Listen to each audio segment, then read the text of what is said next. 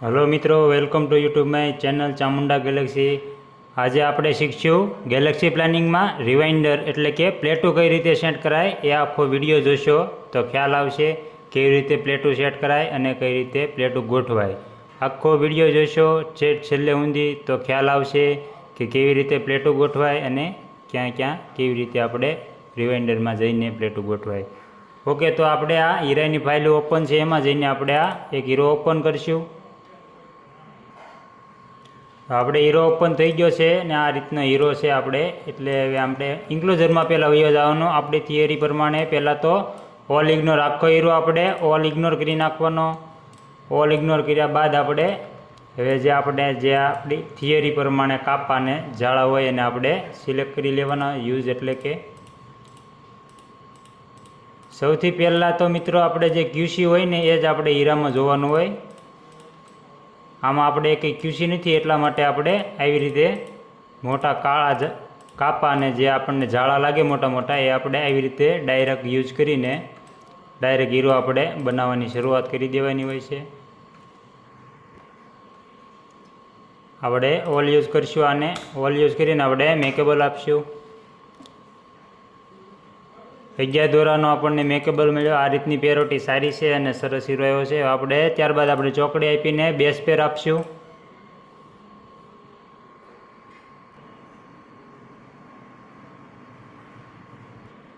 આપણે બેઝ પેર લાગી ગયો છે અને જો આ રીતના આપણે બે પીસ બેઠા છે। એક આપણે આ રીતનો 5નો આવ્યો છે ને 11નો તો ઓલરેડી આપણે બેસેલો હતો। ત્યારબાદ આપણે ચોકડી આપીને ફરીથી આપણે એક સોલેસ આપશું। સોલેસથી આપણે ત્રીજા નંબરનો હીરો બેસે એટલે કે ત્રીજો હીરો બે એ પણ 5નો આવ્યો છે। હજી આપણે એક ફેર સોલેસ આપશું।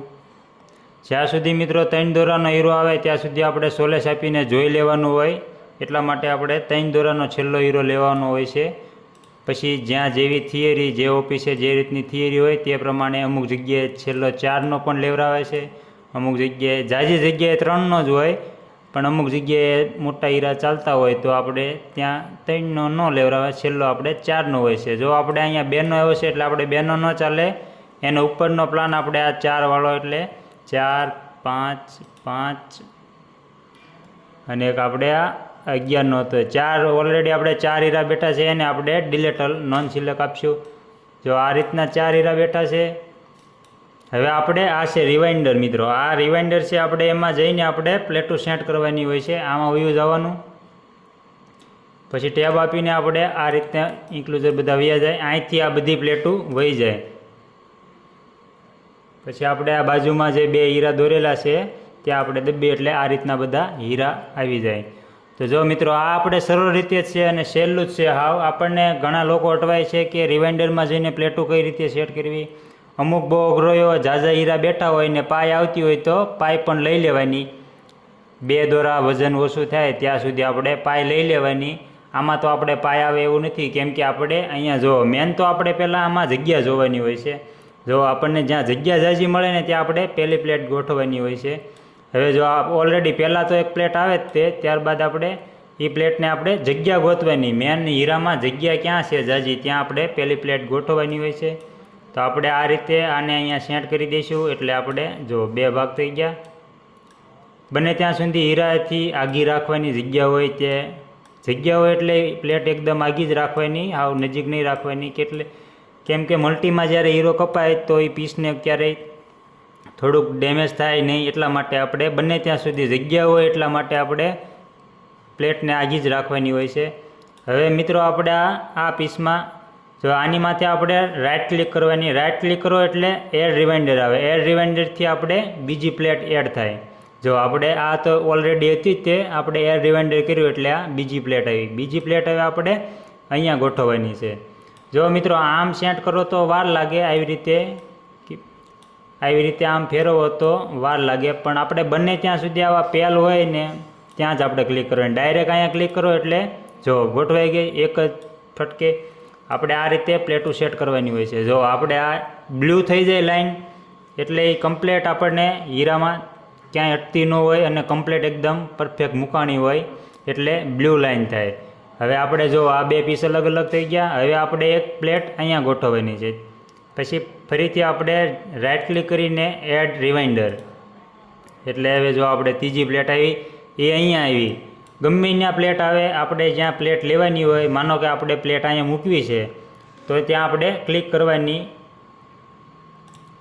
જો આ ક્લિક કરીએ એટલે સીધી જ વહી આવી. જો અહીંયા જગ્યા છે એટલે આપણે હીરામાં પહેલાં જગ્યા જ ગોતવાની અને આ રીતે આપણે પેલ માથે ક્લિક કરવાની. ડાયરેક્ટ આપણે આવી રીતે નહીં આગી પાછી કરવાની, તો થોડીક સેટ થતાં વાર લાગે.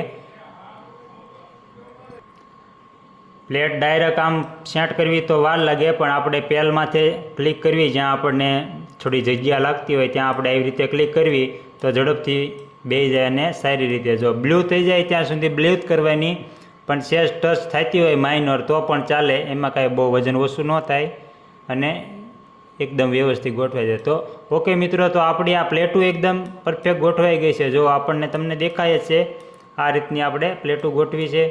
ઓકે, તો આપણે અહીંથી આ પછી ખરાનું નિશાન આપી દે ઓકે કરી નાખવાની હોય. જો આપણે આ પ્લેટો ગોઠવાઈ ગઈ છે. આપણે કંઈ બ્લુ બધી આપણે પ્લેટો બ્લુ જ હતી, પણ તોય આપણે આ AB બોથ આપી દેવાનો. સેજ માઇનર એવી બધે ટચ થતી હોય પ્લેટો તો A+B એટલે કે AB બોથ આપી દેવાના, એટલે આપણે ફરીથી બધા હીરા સરખા થઈ જાય. જો આપણે આ કમ્પ્લીટ થઈ ગયું છે. હવે આપણે આને આ પ્લાનને રાખીને ડિલીટલ નોન સિલેક્ટ કરીશું. ત્યારબાદ આપણે પેરોટી આપી દઈશું. પહેલાં ફાઇનલ સોલ્યુશન આપી દઈશું, ત્યારબાદ આપણે પેરોટી આપી દઈશું. આને આપશું SI1 આપશું, આને આપણે SI2 આપશું, આને SI1 આપશું, આને SI1 આપશું. ઓકે મિત્રો, તો આ રીતે પ્લેટો ગોઠવાય અને આ રીતે રિવાઇન્ડરમાં જઈને આવી રીતે પ્લેટો સેટ કરાય. તો અમારો વિડીયો ગમ્યો હોય તો લાઇક, શેર અને સબસ્ક્રાઈબ કરો, કમેન્ટ કરવાનું ભૂલતા નહીં.